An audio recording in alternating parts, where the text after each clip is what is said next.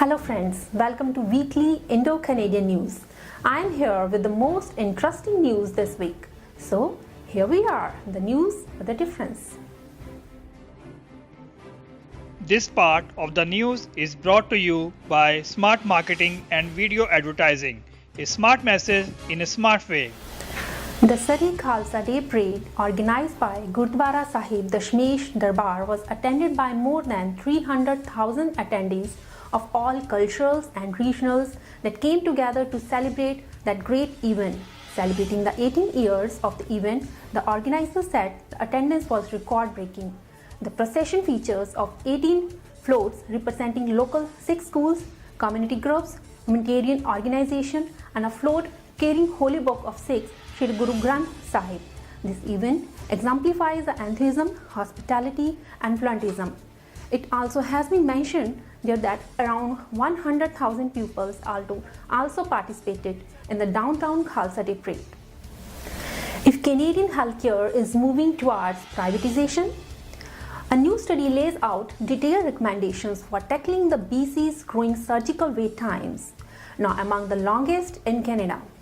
Lead author Andrew Longus says that the recommendation to contract out inpatient surgeries to private clinic is not in the interest of Canadians. As per the Longus, the international evidence shows that the increased private delivery of healthcare is more expensive and less safe and will destabilize the public healthcare system. He gave certain recommendations to improve the quality and routine the waiting process, like using the operating rooms to the full capacity and more community care homes for the seniors who end up in the hospital for all of their health needs. Now, one news from India. A total of 32,077 rape cases were reported in 2015 across the country, government said in the Rajya Sabha on Wednesday, out of which 1,706 were gang rapes. There are just report cases of rapes. And what about the unreported cases of rapes? Some research studies in the past make us believe that of every single case of reported rapes, there are around 40 unreported cases of the rapes. And moreover, what about the cases of sexual assaults that does not come under the definition of rape?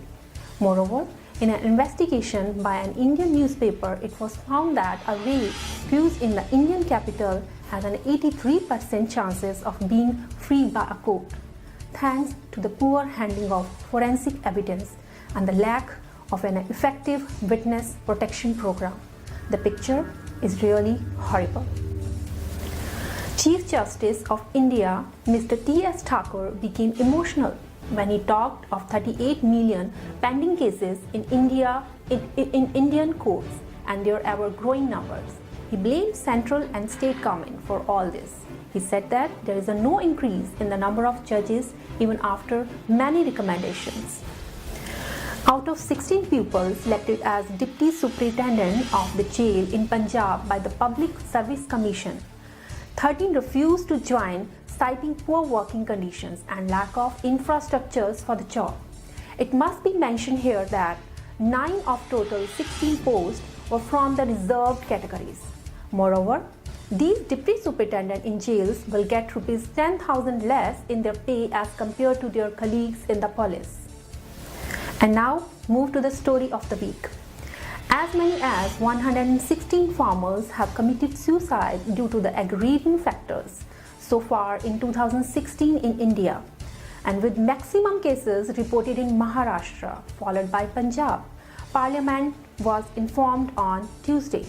It must be noted that more than 2,000 farmers committed suicide in 2015, with the highest number of 1,841 cases in Maharashtra alone.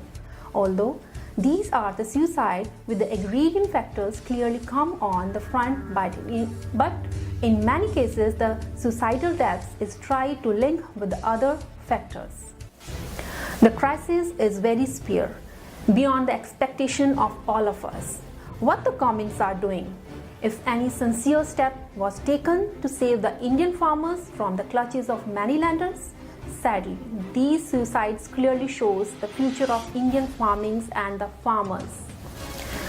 Now, can you imagine the state of women empowerment in the society when an educated woman commits suicide just for the reason that a person refuses to marry her? Welcome to my India of 21st century.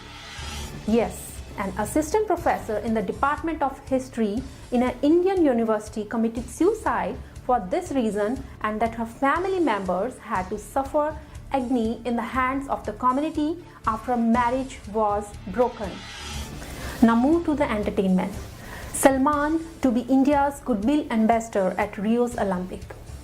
Bollywood superstar Salman Khan was announced on Saturday as a goodwill ambassador of the Indians contingent for the Rio's Olympic to be held later this year. As per Indian Olympic Association, Salman is chosen for this role as he is considered to be more connected with the youth and is known as to be a sport enthusiast. On the one hand, there is a widespread hue and cry about the decision of Indian Olympic Association.